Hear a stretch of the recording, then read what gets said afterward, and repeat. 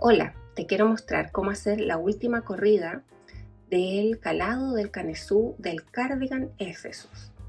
Esta corrida puede tener una dificultad adicional porque la tenemos que hacer por el lado revés. Aquí yo ya empecé a hacerla y así es como se debería ver ya la corrida una vez que la realizas, sin ningún punto revés, todos los puntos revés. Ya en la corrida que hicimos por el lado derecho, dejamos solamente de los 4 puntitos que teníamos entre medio de las columnas del calado, dejamos solamente 2. Y esos 2 en la corrida que hacemos por el revés, la terminamos de esconder detrás de las columnas, haciendo cruce de puntos, pero esta vez lo hacemos por el lado revés. Así se ve una vez que terminas el calado del canesú. Te voy a mostrar cómo hacerlo por el lado revés. Lo que tenemos que hacer es un cruce de 2 puntos. Es tan simple como hacer una trenza.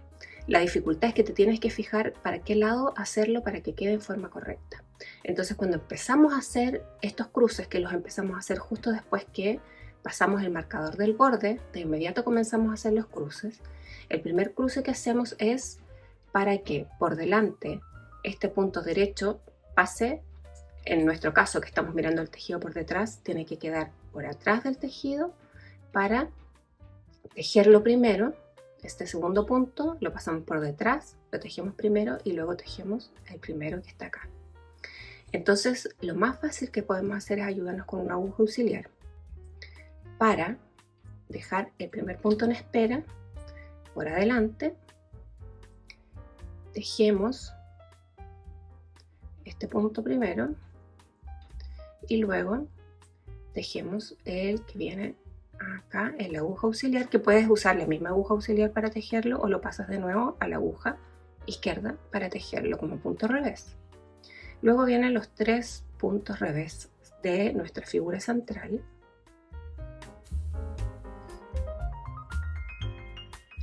Vamos a tejer ahora el segundo cruce que va hacia el otro lado. Tenemos el punto derecho, el último punto de nuestra columna central del calado, que tiene que quedar hacia atrás de nuestro tejido. Tomamos nuestra aguja auxiliar, llevamos ese punto hacia atrás y tejemos el punto que viene como punto revés. Y luego tejemos el punto que está en la aguja auxiliar como punto revés. Y ahora inmediatamente viene el cruce siguiente. Te voy a mostrar cómo lo hago sin aguja auxiliar.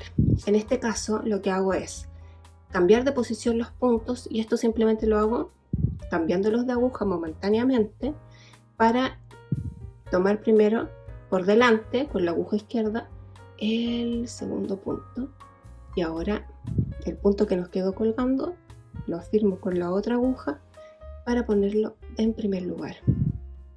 Y así los puntos ya quedan ordenados, cruzados, para poder tejerlos como punto revés. Tejo mis 3 puntos centrales como punto revés.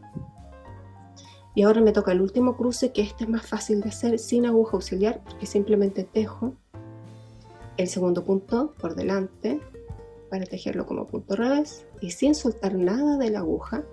Tejo ahora sí el primer punto y ahora sí suelto los 2 puntos y ahí me quedó hecho mi cruce. Siempre puedo ir mirando mi tejido por adelante para estar segura de que los cruces los hice en la dirección correcta. Espero que este video te haya ayudado.